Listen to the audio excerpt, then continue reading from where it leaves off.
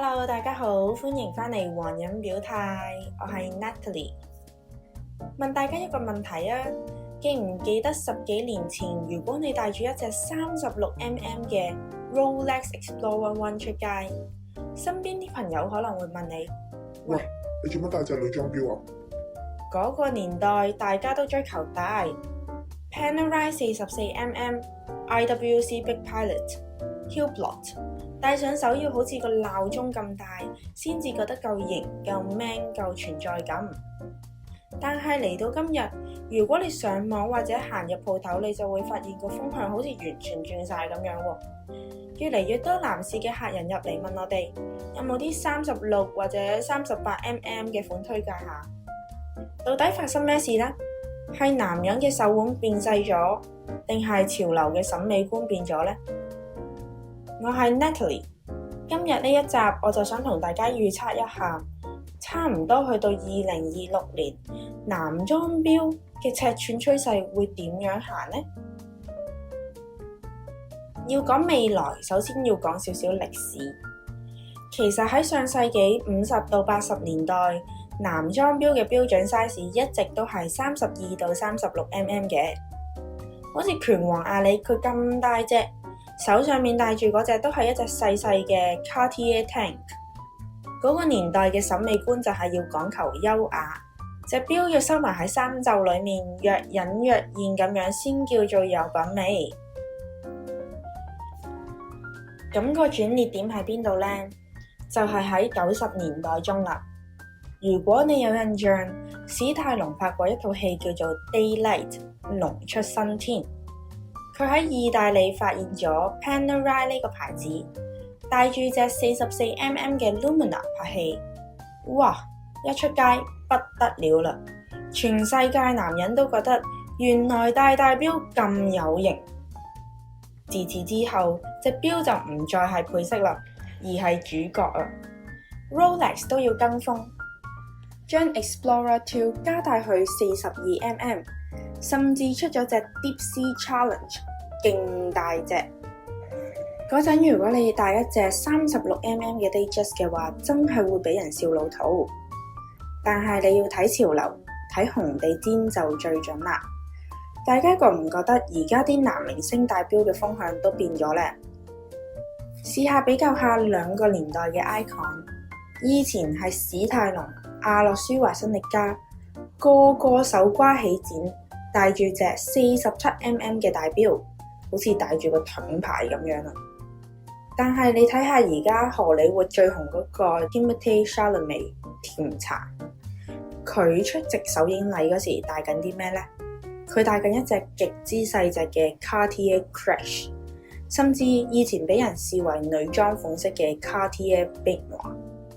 唔止係佢㗎，連 The Weeknd 或者 Tyler The Creator 呢啲 rapper 都係咁樣。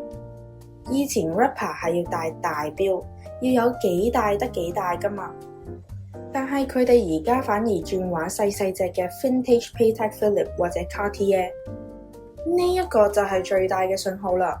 以前鬥大先叫夠 man， 而家識得大細先叫有 class。所以話潮流係一個圓形。近年 vintage 錶興起之後，加上 old money 老錢風嘅流行，大家就會開始發現，戴住一隻44mm 嘅潛水錶着西裝，其實根本扣唔埋粒紐，隻錶棘喺衫袖出面，好論盡。於是大家就開始懷念 36mm 戴上手嗰種貼服感，嗰種唔使大聲叫囂嘅自信。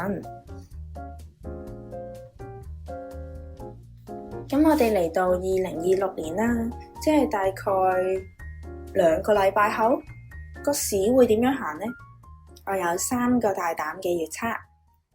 第一， 37mm 至 39mm 將會係新一代嘅黃金尺寸。以前話 40mm 係 standard， 未來 40mm 已經會算係大錶啦。你睇下雕圖啱啱出嘅 Black Bay 54做到 37mm， 點解呢？因為品牌知道只有呢個 size 先可以同時令男人戴得舒服，而女士戴得又夠型，個市場就會闊好多啦。第二 ，lug to lug 上下以距仲要過直徑。好多客淨係識問隻錶幾多 mm 直徑啊？其實係錯嘅。去到2026年，精明嘅玩家會睇 lug to lug， 即係由錶耳最頂去到最底嘅長度。